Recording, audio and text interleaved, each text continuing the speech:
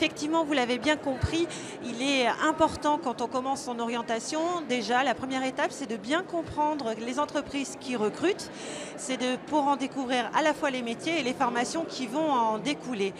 D'autre part, vous n'êtes pas seul dans cette mission. Des acteurs de l'emploi investis travaillent à vos côtés et pour vous et avec vous pour vous aider. J'en ai deux à côté de moi qui révolutionnent un peu le contexte. Yann Crombec, bonjour de nous rejoindre.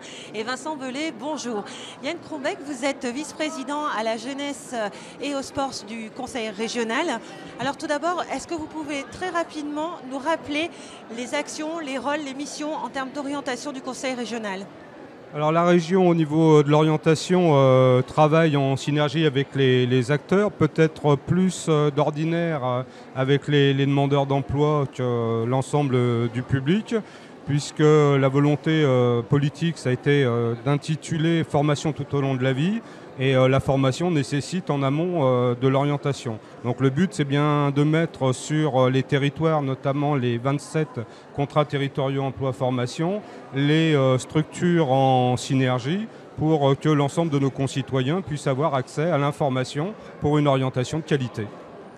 Alors au 1er janvier, s'est mis en place le service public régional de l'orientation, le SPRO. J'ai envie de dire encore des petits sigles qui vont être compliqués à comprendre, mais je suis sûre, chère Yann, que vous allez nous expliquer très clairement quels sont les rôles, quelles sont les missions, et surtout, je crois que c'est facilitateur. Alors, depuis le 1er janvier, on a mis en place le service public régional de l'orientation, le SPRO, qui est une nouveauté législative, mais qui, dans la région Rhône-Alpes, n'est pas une nouveauté, puisqu'on avait déjà une expérimentation sur les territoires, un par département composant la région, de ce qu'on a appelé les points accueil information généralistes. Vincent Belay, je pense, en parlera tout à l'heure, mais par exemple le contrat territorial emploi-formation Grand Lyon Centre et Nord, si on prend l'intitulé pour ne pas parler par des sigles, avait été territoire d'expérimentation pour, avec l'éducation nationale, les CIO, les SCUIO, les différentes structures, faire en sorte que les acteurs se rencontrent, échangent sur leurs pratiques, et l'objectif c'est qu'il y ait des points labellisés où tout public pouvait venir trouver une information. Alors le SPRO, c'est la déclinaison plus globale sur l'ensemble des territoires. L'expérimentation va être absorbée dans le SPRO, mais l'objectif c'est de rester dans cet état d'esprit de discussion, d'échange avec les acteurs pour que, y compris avec le conseiller en évolution professionnelle, où là on va véritablement toucher l'ensemble de la population, demandeurs d'emploi mais aussi salariés en activité, que chacun puisse être acteur, mais véritablement acteur personnel de son avenir professionnel. Et je crois que c'est très important dans une situation, un contexte économique où on sait qu'on ne fera pas sans arrêt le même travail tout au long de sa vie. Reporter finalement de son avenir.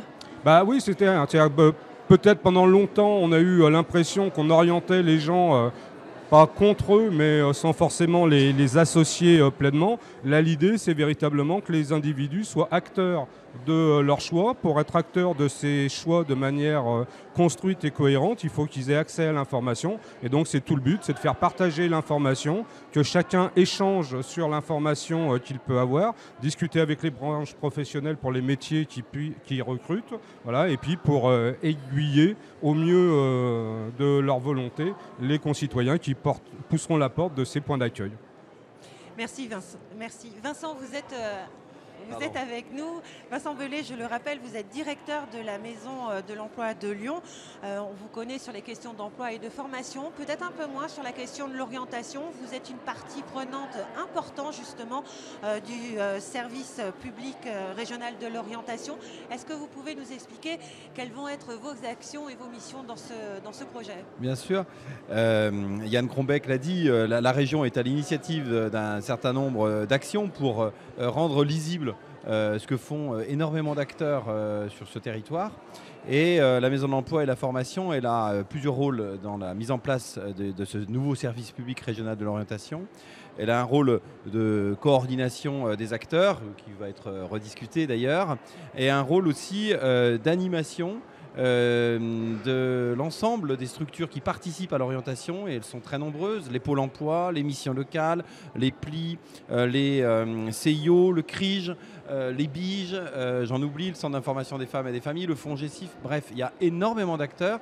Le but de la Maison de l'Emploi et de la Formation, qui est un groupement de partenaires avec la région, la ville de Lyon, l'État et plein d'autres, la métropole, est effectivement de rendre lisible, grâce au soutien financier de la région, toute cette offre de services. Alors rendre lisible, c'est quoi? C'est, comme l'a dit Yann Krombeck, avoir un label commun d'accueil, d'information, d'orientation, et on le fait en commun, en intelligence, même si certains sont issus de l'Éducation nationale, d'autres du ministère de l'Emploi, d'autres des entreprises. C'est important d'avoir un socle d'accueil et d'information commun pour avoir une meilleure qualité de service. C'est aussi rendre lisible l'ensemble des événements. Celui-ci en est un, les nuits d'orientation. L'année à Lyon, il y a énormément d'événements qui permettent au public d'avoir une meilleure connaissance des métiers, des capacités d'orientation, etc. Les nuits de l'orientation, c'est un peu le top départ de ces moments dans l'année. Il y a le mondial des métiers fortement soutenu par la région au mois de mars. Et puis tout au long de l'année, il y a des rencontres métiers, des dating emploi, etc. Donc le rôle de la Maison de l'Emploi, c'est de rendre lisible, visible tous ces événements sur le territoire et sur le site internet de la Maison de l'Emploi. Alors messieurs, merci d'être venus faire un petit tour sur ce plateau. Juste avant de vous laisser repartir, en 30 secondes chrono chacun, un petit mot, un petit conseil pour les jeunes et les parents qui sont aujourd'hui tout au long de cette journée à la CCI. Bon, alors, il y a le côté Vincent, attention. Il y a le côté professionnel et le côté personnel. Moi, je suis papa, j'ai des enfants. Premier conseil, venir aux nuits de l'orientation. Ne pas paniquer. Parce que je pense que c'est une période de stress. Nous, on est un peu dedans, dans la famille, mais prendre le temps. On a le droit à l'erreur.